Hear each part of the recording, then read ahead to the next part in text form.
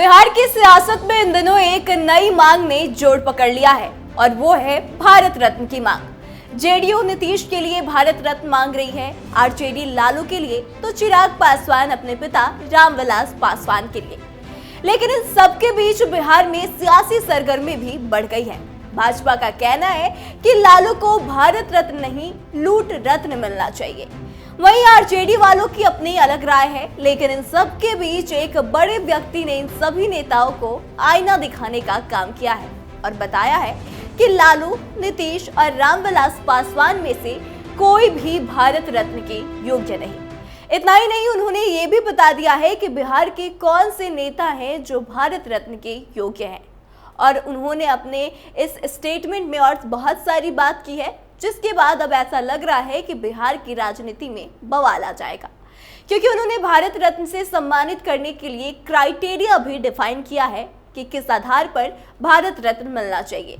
तो आइए आपको विस्तार में पूरी बात समझाते हैं। नमस्कार, कैपिटल टीवी बिहार की स्पेशल स्टोरी देख रहे हैं आप और मैं आत्मजा आपके साथ।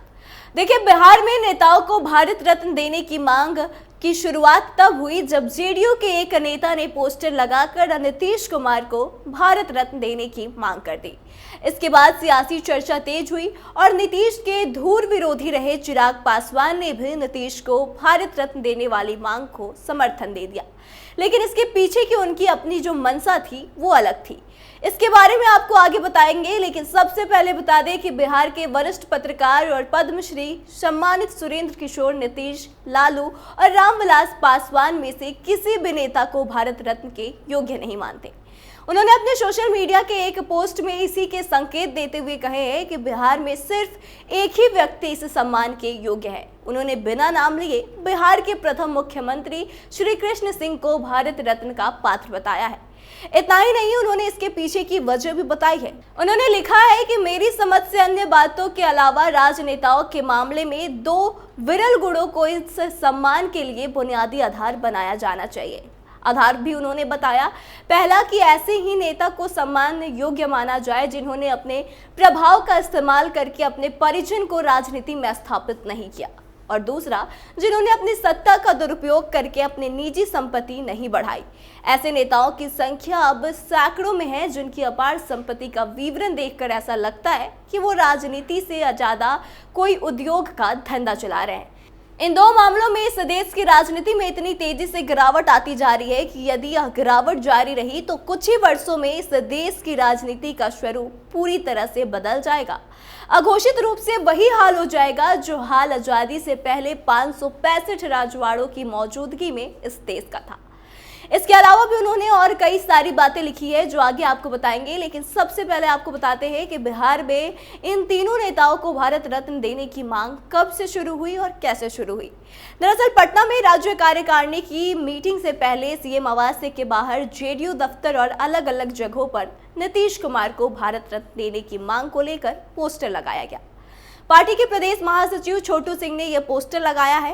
उन्होंने सीएम नीतीश को प्रख्यात समाजवादी बताया और पोस्टर पर लिखा कि प्रख्यात समाजवादी बिहार के विकास पुरुष मुख्यमंत्री नीतीश कुमार जी को भारत रत्न दिया जाए। वहीं पटना में लगे इस पोस्टर के बाद राजनीतिक बयानबाजियां शुरू हो गई। राजद प्रवक्ता एजाज अहमद ने कहा कि मुद्दों से ध्यान भटकाने और भ्रम की स्थिति पैदा करने के लिए जेडीयू जो है वो भारत रत्न देने की मांग कर रही है।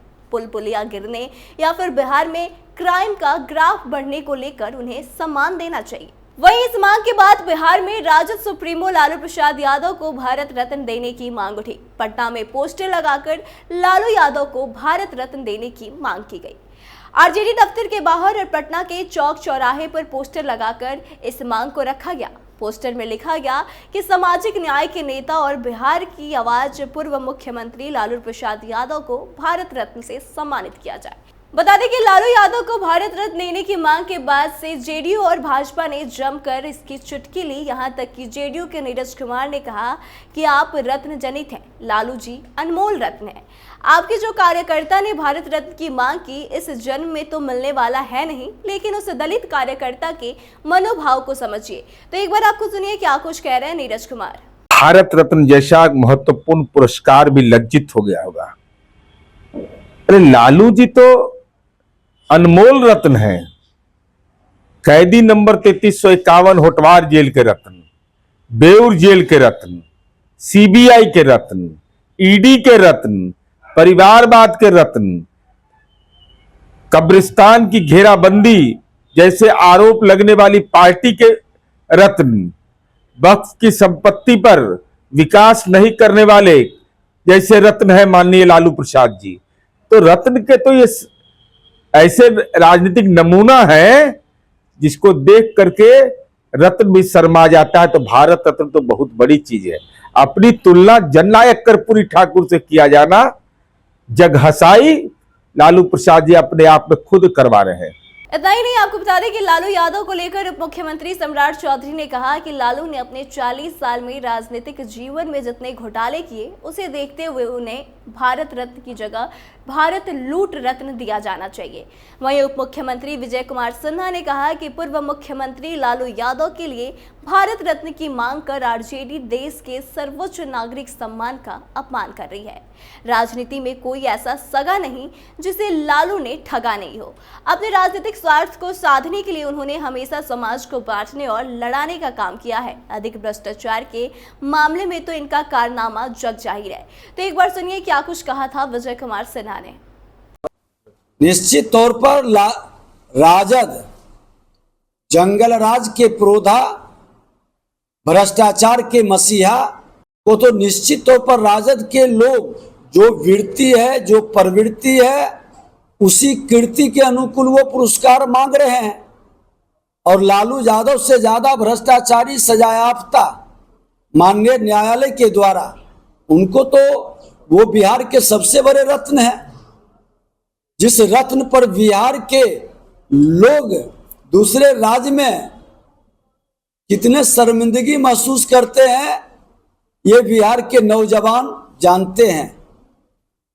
शर्म लगनी चाहिए ऐसे लोगों को भारत रत्न की मांग करते हुए।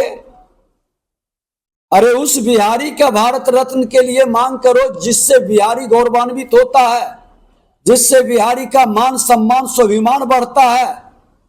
जो जनता की गाढ़ी कमाई लूट कर बिहार को बर्बाद कर दिया, जातीय उन्माद, नरसंहार, हत्या, अपहरण, लूट, बलात्कार का उद्योग चलाया, और ऐसे व्यक्ति पर जिसको गर्व महसूस होता है, हमको वैसे शर्मसार होने वाले लोगों के प्रति कुछ नहीं कहना है। तो सुना आपने किस तरह से लालू यादव को भारत रत्न दिए जाने के बाद से भाजपा और जेडीयू ने उनका मजाक बनाया। इतना ही नहीं, अब चिराग पासवान पे आ जाएं तो चिराग पासवान ने भले ही नीतीश कुमार को भारत रत्न दिए जाने की मांग को समर्थन दिया था, लेकिन ठीक उसके एक ही दिन बाद उन्होंने अपने पिता रामविलास पासवान के लिए भारत रत्न की मांग कर डाली।